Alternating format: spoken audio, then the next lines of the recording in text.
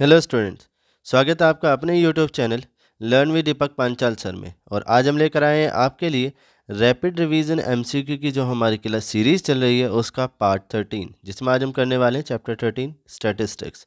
ठीक है, तो चलिए शुरू करते हैं। क्वेश्चन नंबर 1 हमारे आज की चैप्टर का और सीरीज़ का क्वेश्चन नंबर 128 है। कहा है कि which of the following is not a measure of central tendency. ठीक है, यहाँ पर 4 ऑप्शन है, मीन, मोड, मीडियन या फिर रेंज। ठीक है, वो ऐसा कौन सा पैरामीटर है जो सेंट्रल टेंडेंसी को रिप्रेजेंट नहीं करता है? तो ध्यान रखिएगा, वो कौन सा होगा बेटा? रेंज। ठीक है, क्योंकि रेंज क्या बताता है? ये डिफरेंस बताता है मैक्सिमम और मिनिमम वैल्यू का। ठीक है, ये सेंट्रल टेंडेंसी को रिप्रेजेंट नहीं करता। उम्मीद करते हैं कि क्वेश्चन नंबर 128 आपको अच्छे से क्लियर हो गया होगा। चलिए अब देख लेते हैं अपना नेक्स्ट क्वेश्चन, जो कि क्वेश्चन नंबर 129 है। देखिएगा, can if X i's are the mid point of class interval of a group data, F i's are the corresponding frequencies and x bar is the mean, then sigma F I into X I minus X bar. ठीक है, इसकी value क्या ही होगी देखिएगा ज़रा। तो सबसे पहले हम लिखते हैं इसे सिग्मा एफ आई और यहाँ पर x I minus X bar. ठीक है बेटा, ये ब्रैकेट यहाँ है। तो देखिएगा, इसे हम लिख सकते हैं sigma F I X I minus sigma X bar. ठीक है बेटा, अब देखिए मीन का जो फॉर्मूला होता है बेटा, ये होता है हमारा sigma F I X I upon sigma F I. और जो सिग्मा एफ आई है इसे हम एन कह सकते हैं, जो कि नंबर ऑफ ऑब्जर्वेशन होते हैं। ठीक है, इस तरह से N X bar is equal to हो जाएगा sigma F I X I. ठीक है, तो यहाँ पर हम लिख देंगे इसे एन एक्स बार। ठीक है, और सिग्मा एक्स बार का मतलब बेटा कि आपको एक्स बार लिखते जाना है। देखिए ये एक्चुअल में किस तरह से लिखा है, सिग्मा एक्स बार और यहाँ आई की वैल्यू 1 से लेके एन तक, मतलब आपको लिखते जाना है X bar plus X bar plus X bar plus dot dot dot और plus X bar up to N time. ठीक है, तो अगर आप यहाँ से कॉमन लेंगे एक्स बार, तो ये आपका बनेगा 1 plus 1 plus 1 plus dot dot dot plus 1 up to N time. ठीक है, तो ये कितना हो जाएगा बेटा? एन टाइम हो जाएगा। तो इसे लिख सकते हैं हम एन एक्स बार। अब एन एक्स बार से दोनों ही कैंसिल हो जाएंगे बेटा, और रिजल्ट क्या मिलेगा? 0। तो इस तरह से इस क्वेश्चन का जो हमारा आंसर है वो ऑप्शन बी हो जाएगा, 0। उम्मीद करते हैं कि जो क्वेश्चन नंबर 129 है ये भी आपको अच्छे से क्लियर हो गया होगा। चलिए अब देख लेते हैं अपना नेक्स्ट क्वेश्चन। चलिए अब देख लेते हैं अपना नेक्स्ट क्वेश्चन, जो कि क्वेश्चन नंबर 130 है। देखिएगा, इसमें कह रहे हैं the relation between mean, mode and median. ठीक है, 4 ऑप्शन है बेटा हमारे पास, तो बता रहे हैं इनमें से कौन सा रिलेशन है जो कि सही रिलेशन है। ठीक है, तो आपको सिर्फ ध्यान रखना है जो कि इसका हमारा आंसर होगा ऑप्शन बी है, mode is equal to 3 median minus 2 mean. ठीक है, मोड सिंगल रहेगा बेटा, 3 मल्टीप्लाई मीडियन आएगा माइनस 2 मल्टीप्लाई मीन आएगा। तो ये रिलेशन है। इस रिलेशन का दूसरा नाम है बेटा इम्पेरिकल फॉर्मूला। ठीक है, ध्यान रखिएगा कि अगर आपसे कहते हैं कि इम्पेरिकल फॉर्मूला क्या है, तब भी आप यही बताएंगे, mode is equal to 3 median minus 2 mean. उम्मीद करते हैं कि ये रिलेशन जो है आप अच्छे से याद रखेंगे। ठीक है, नेक्स्ट देख लेते हैं अपना क्वेश्चन, जो कि हमारा क्वेश्चन है 131। देखिएगा, क्वेश्चन नंबर 131 में कह रहे हैं if the less than type ogive and more than type ogive intersect each other at 20.5 and 15.5 then the median. ठीक है, देखिए जब भी हम ऑगिव बनाएंगे, ऑगिव का मतलब है कर्व बनाएंगे जो कि लेस देन या मोर देन के लिए होता है। ठीक है, जो कि यूज़ होता है बेटा मीडियन निकालने के लिए। तो जहाँ पर भी इसका एक्स कोऑर्डिनेट होगा, ठीक है, दोनों के इंटरसेक्शन पॉइंट का, वही क्या होगा? मीडियन होगा। ठीक है, और इसका एक्स कोऑर्डिनेट क्या है? 20.5। तो 20.5 ऑप्शन सी इसका करेक्ट आंसर होगा। ठीक है, लेस देन टाइप और मोर देन टाइप ऑगिव जहाँ पर भी इंटरसेक्ट करेंगे बेटा, वहीं क्या मिलेगा? हमें मीडियन मिल जाएगा। ठीक है, तो हमारे इस क्वेश्चन का आंसर होगा 20.5। चलिए अब देख लेते हैं अपना नेक्स्ट क्वेश्चन, जो कि है हमारा 132। देखिएगा ज़रा, जो क्वेश्चन नंबर 132 है, इसमें आपसे कहा गया है कि if the mean and median of a set of numbers are 8.9 and 9 respectively, then the mode will be। तो सबसे पहले देखिएगा, इसमें हमें जो मीन गिवन है बेटा वो गिवन है 8.9 और जो मीडियन गिवन है वो हमें गिवन है 9 और आपसे पूछा क्या है, तो मोड पूछा है। ठीक है बेटा, यहाँ पर अभी वही जो अपना इम्पेरिकल फॉर्मूला था हमारा। ठीक है, इम्पेरिकल फॉर्मूला क्या है कि mode is equal to 3 times median minus 2 times mean. ठीक है, अब मोड हमें निकालना है बेटा, तो 3 इंटू मीडियन कितना गिवन है, तो वो 9 है, माइनस 2 इंटू मीन कितना गिवन है, वो 8.9 है। ठीक है, 9 की 3 से मल्टीप्लाई करेंगे बेटा 27 आएगा, माइनस 8.9 की अगर हम मल्टीप्लाई कराएंगे 2 से तो आएगा 17.8। ठीक है, और दोनों को माइनस कर देते हैं तो आंसर आएगा हमारा 9.2 जो कि ऑप्शन सी है। ठीक है बेटा, तो ये जो हमारा इम्पेरिकल फॉर्मूला है इसे आप ध्यान रखिएगा। ठीक है, mode is equal to 3 median minus 2 mean. ठीक है बेटा, चलिए अब देख लेते हैं अपना नेक्स्ट क्वेश्चन, जो कि हमारा क्वेश्चन 133 होगा। ठीक है, 133 क्वेश्चन होगा। देखिएगा ज़रा 133 क्वेश्चन कह रहे हैं the mean and mode of a frequency distribution are 28 and 16 respectively. इस बार हमें क्या है बेटा, मीन गिवन है। ठीक है, और मीन है हमारे पास 28 और मोड ये हमें गिवन है 16 और पूछा क्या है बेटा, तो मीडियन हमसे पूछा है। ठीक है, फिर से वही इम्पेरिकल फॉर्मूला लगाएंगे, mode is equal to 3 median minus 2 mean.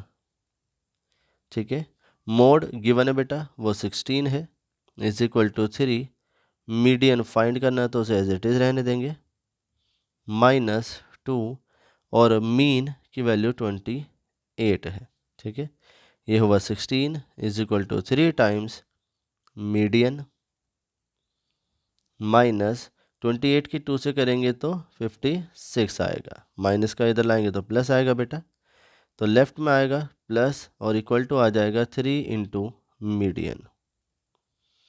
ठीक है, दोनों को ऐड करेंगे तो 6 12 होगा और 72 is equal to 3 into median, और यहाँ से जो मीडियन आएगा उसके लिए क्या करेंगे बेटा, 72 को डिवाइड करेंगे 3 से। ठीक है, तो 3 2 जा 6 और 3 4 जा 12, ऑप्शन सी 24 इसका करेक्ट आंसर होगा। ठीक है, उम्मीद करते हैं कि जो हमारा इम्पेरिकल फॉर्मूला है वो इम्पेरिकल फॉर्मूला आपको अभी तक याद भी हो गया होगा और उसे आपको किस तरीके से अप्लाई करना है ये भी आप अच्छे से समझ गए होंगे। चलिए अब देख लेते हैं अपना नेक्स्ट क्वेश्चन, जो कि हमारा क्वेश्चन नंबर 134 है। देखिएगा बेटा, क्वेश्चन 134 कह रहे if the median of the data 4, 7, x minus 1, x minus 3, 16, 25 written in ascending order is 13 then the x is equal to. ठीक है, यहाँ पर हमें मीडियन है। अब समझिएगा ज़रा कि अगर हमारे पास यहाँ पर नंबर ऑफ जो टर्म होती हैं वो ओड हों, ठीक है, तो जो मीडियन होता है बेटा ये होता है हमारा n+1/2 एथ टर्म। ठीक है, काउंट करेंगे और काउंट करने से जो भी हमारा नंबर आएगा वही हमारा मीडियन होगा। ठीक है, और अगर नंबर ऑफ ऑब्जर्वेशन हमारे इवन आते हैं, ठीक है, उस केस में जो मीडियन होगा वो n/2 th term plus n/2 plus 1 th term, ठीक है, और डिवाइड बाय 2 होता है। ठीक है, अब देखिएगा ज़रा यहाँ पर इसने हमसे क्या कहा है कि if the median of the data 4, तो यहाँ पर 4, 7, x माइनस 3, x माइनस 1 और 16 और 25 ये सभी असेंडिंग ऑर्डर में है। ठीक है, तो 1 2 3 4 5 6 टोटल हमारे पास नंबर ऑफ टर्म कितने बेटा 6 हैं। ठीक है, तो यहाँ से क्या करेंगे, हम यहाँ से निकालेंगे इसका मीडियन। अब मीडियन 6 है ठीक है। नंबर ऑफ टर्म कितनी है बेटा? 6 है, जो कि एक इवन नंबर है। ठीक है, तो मीडियन कितना होगा? n/2th term plus n/2 plus 1th term और पूरे के डिवाइड में आ जाएगा 2। ठीक है, मीडियन हमें गिवन है बेटा यहाँ पे 13 और n है 6, तो यहाँ पर आएगी third term plus fourth term और डिवाइड बाय 2। ठीक है, 13 × 2 करेंगे इज इक्वल टू जो थर्ड टर्म है वो हमारी x-1 है प्लस और जो फोर्थ टर्म है वो x-3 है। ठीक है, तो 26 इज इक्वल टू 2x-4 या 26 + 4 इज इक्वल टू 2x या फिर x इक्वल टू 30/2 जो कि x की वैल्यू हमारी कितनी आएगी? 15, जो कि ऑप्शन सी है। ठीक है, तो इस तरह से अगर हमारे पास मीडियन है बेटा तो हम अननोन की वैल्यू इस तरीके से फाइंड करेंगे। ध्यान रखिएगा, मीडियन के ये दोनों फॉर्मूले हैं आपके इवन और ऑड के लिए। ये तब आएंगे जब आपका डाटा अनग्रुप डाटा होगा। ठीक है, उम्मीद करते हैं कि जो क्वेश्चन नंबर 134 है वो भी आपको अच्छे से क्लियर हो गया होगा। चलिए अब देख लेते हैं अपना नेक्स्ट क्वेश्चन, जो कि क्वेश्चन नंबर 135 है। क्वेश्चन नंबर 135 में आपसे कहा है कि बेटा if the mean of the following data is 12 then the value of P is. ठीक है, पी की हमें वैल्यू निकालनी है। तो समझिएगा, सबसे पहले क्या करेंगे बेटा, यहाँ पर हम निकाल लेंगे सिग्मा एफ आई की वैल्यू। ठीक है, कि सभी फ्रीक्वेंसीज को क्या कर देंगे? ऐड करेंगे। ठीक है, तो 5, 3, 12, 5 और 9 इन दोनों को ऐड करेंगे सभी को, तो आ जाएगा हमारा 29। ठीक है बेटा, और इसी के साथ में एक और टेबल बनाएंगे बेटा, जो कि होगी हमारी एफ आई इंटू एक्स आई की। ठीक है, मतलब एफ इंटू एक्स की भी टेबल होगी। तो 5 4 जा 20, 3 4 जा 24, ये 12p हो जाएगा और 16 5 जा 80 और 24 जा 80। अब अगर हम सिग्मा एफ आई एक्स आई करते हैं, मतलब इन सभी को ऐड करते हैं, तो आएगा 12p प्लस 20 24 80 80। इसे ऐड करेंगे तो आ जाएगा हमारा 204। ठीक है बेटा, अब इसने हमें क्या कहा है कि जो मीन है इसका फॉर्मूला होता है बेटा sigma F I X I upon sigma F आई। ठीक है, मीन हमें कितना गिवन है? तो वो 12 गिवन है। सिग्मा एफ आई एक्स आई की वैल्यू है बेटा 12p प्लस 204 डिवाइड बाय, और सिग्मा एफ आई फ्रीक्वेंसी का सम हमारे पास है 29। तो आएगा 12 × 29 is equal to 12p plus 204। ठीक है, 12 की 29 से हम इंटू कराएंगे तो ये आ जाएगा बेटा 348, माइनस कर देंगे 204 को, जो कि 12p के इक्वल आएगा। अब 348 से 204 को माइनस करेंगे तो ये 144 आएगा इज इक्वल टू 12p, या फिर जो p की वैल्यू है ये 144 डिवाइड बाय 12 आएगी, और यहाँ से जो p की वैल्यू है वो 12 आ जाएगी। ठीक है, जो कि ऑप्शन बी है। उम्मीद करते हैं कि जो क्वेश्चन नंबर 135 है वो भी आपको अच्छे से क्लियर हो गया होगा। चलिए अब देख लेते हैं अपना नेक्स्ट क्वेश्चन, जो कि है हमारा 136। ठीक है, और ये जो मीन निकालने का हमारा फॉर्मूला है बेटा, ठीक है, इसे मीन निकालने के फॉर्मूले को कहते हैं डायरेक्ट मेथड। ठीक है, तो अगर आपसे डायरेक्ट मेथड से मीन निकालने के लिए पूछा जाए तो आप फॉर्मूला यही अप्लाई करेंगे, sigma F I X I upon sigma F आई। ठीक है बेटा, चलिए अब देख लेते हैं अपना नेक्स्ट क्वेश्चन, जो कि हमारा क्वेश्चन नंबर 136 है।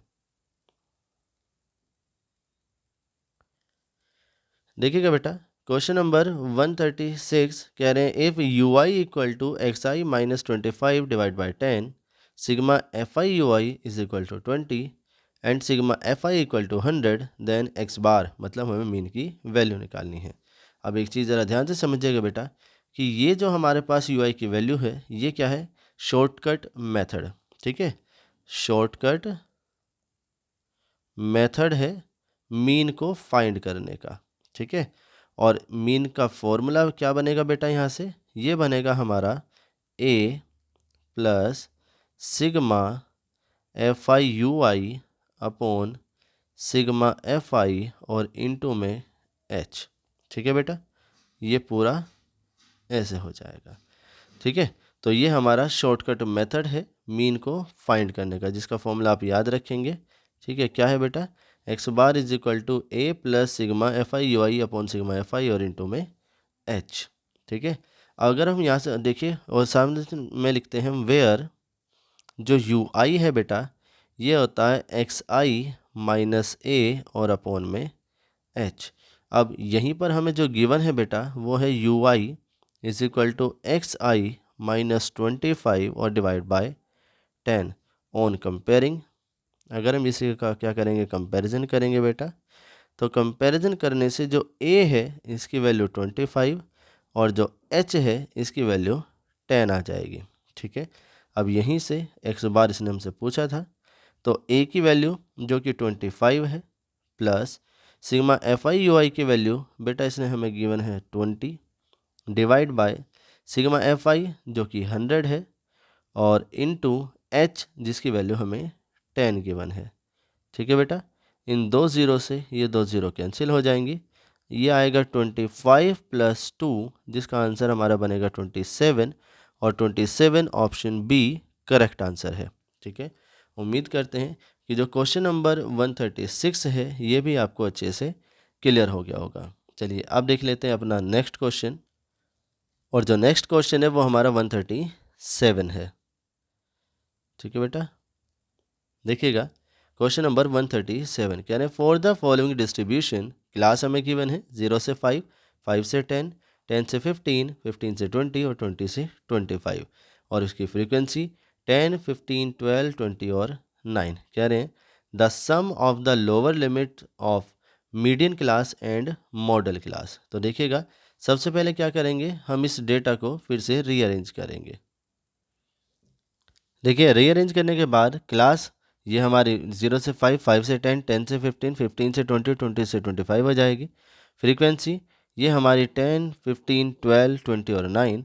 और जो सी एफ है ये होता है कम्युलेटिव फ्रीक्वेंसी। अब कम्युलेटिव फ्रीक्वेंसी कैसे करेंगे बेटा, तो जो फर्स्ट वाली वैल्यू है उसे एज इट इज़ लिखेंगे और फिर सी एफ की जो फर्स्ट वाली है फ्रीक्वेंसी के सेकंड वाली के साथ ऐड करेंगे और फिर सी एफ की सेकंड वाले में लिखेंगे। ठीक है, इसी तरीके से इन्हें भी ऐड करेंगे और लिखते जाएंगे डायगनली। ठीक है बेटा, और यहाँ से जो लास्ट वाली वैल्यू है ध्यान रखिएगा सी एफ की लास्ट वैल्यू और फ्रीक्वेंसी को जो सम करते हैं उन सभी की वैल्यू क्या आएगी, सेम आएगी। अगर इन दोनों की वैल्यू सेम नहीं है इसका मतलब समझ लीजिएगा कहीं आपने मिस्टेक कर दी होगी। ठीक है बेटा, अब देखिए जो n होता है वो होगा हमारा सिग्मा एफ आई जो कि कितना है 66। तो आप n/2 की वैल्यू फाइंड करेंगे जो कि 66/2 होगा और वो 33 है। तो सी एफ वाली टेबल में 33 से जस्ट बड़ी जो वैल्यू होगी वहीं से हमें क्या मिलेगी, मीडियन क्लास मिलेगी। ठीक है, और जो जस्ट बड़ी वैल्यू है बेटा वो 37 है, तो इसी को हम क्या कहेंगे, कहेंगे मीडियन क्लास। ठीक है बेटा, ये क्या हो जाएगी, मीडियन क्लास हो जाएगी। अब देखिएगा ज़रा, तो मीडियन क्लास की जो लोअर लिमिट है वो बेटा कितनी है, 10 है प्लस, और मॉडल क्लास, देखिए मॉडल क्लास वो होती है बेटा जिसकी फ्रीक्वेंसी सबसे ज़्यादा है वही हमारी मॉडल क्लास होगी। ठीक है, और फ्रीक्वेंसी 20 सबकी सबसे ज़्यादा है तो इसी को कहेंगे हम क्या, मॉडल क्लास। ठीक है, मॉडल क्लास, इसकी जो लोअर लिमिट है बेटा वो 15 है और इन दोनों का सम करते हैं तो 25 आएगा जो कि ऑप्शन बी है। उम्मीद करते हैं कि जो हमें डेटा गिवन होगा उससे मीडियन क्लास और मॉडल क्लास किस तरीके से निकालेंगे ये आपको अच्छे से क्लियर हो गया होगा। और इसी क्वेश्चन के साथ हमारी जो ये चैप्टर है, ठीक है, स्टैटिस्टिक्स, ये भी कंप्लीट हो जाता है। अब हमारी इस सीरीज़ का एक लास्ट चैप्टर बचता है बेटा जो कि प्रोबेबिलिटी है। ठीक है, चलिए तब तक के लिए इसे आप पढ़ते रहिएगा, मिलते हैं नेक्स्ट क्लास में। Thank you, good night.